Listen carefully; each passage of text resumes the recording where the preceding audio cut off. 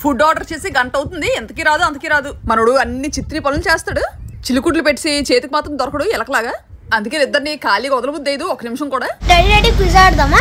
Mummy questions అడుగుతారు, మన ఇద్దరం ఆన్సర్ చేయాలి. ఎవరు ఎక్కువ క్వశ్చన్స్ కరెక్ట్ గా చెప్తారు, ఎవరు ఫస్ట్ చెప్తారు తీసుకెళ్లి గిఫ్ట్ కొనాలి. ఆగండికి సరైన క్వశ్చన్లు అడుగుదాము. ఫస్ట్ క్వశ్చన్, మహాభారతంలో ఎవరెవరికి యుద్ధం జరిగింది? కౌరవులు పాండవులు. ఫస్ట్ మనం బుడత చెప్పింది కాబట్టి దీనికి ఒక పాయింట్.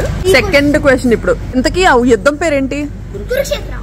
ఇద్దరు ఒకేసారి చెప్పారు. ఇంతకీ పాండవులు ఎంతమందో? 5. అబ్బా బానే చెప్పేస్తున్నావు ఆన్సర్స్. ఇవన్నీ మన బుడ్డంకి ఎలా తెలిసిపోయి?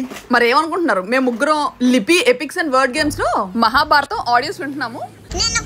ఈ యాప్ లో మన పిల్లలకి ఈజీగా అర్థమయ్యేలాగా ఏఐ వీడియోస్ కూడా ఉంటాయి.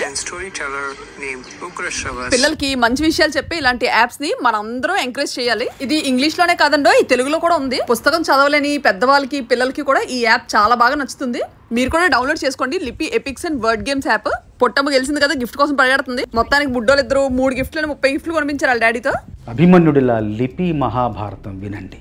కృష్ణుడి ఆదేశంతో విజయం సాధించిన అర్జునుడిలా అందరూ విజయం సాధించండి. ఇది ఆట మాత్రమే కాదు, మన జీవితానికి బాట కూడా. మహాభారతాన్ని చిన్న చిన్న కథలలో 18 పర్వాలని తెలుసుకోండి. మేము అందించే ప్రశ్నలతో క్విజ్ ఆడండి. అన్ని పర్వాలు పూర్తి చేసి సర్టిఫికేట్ పొందండి.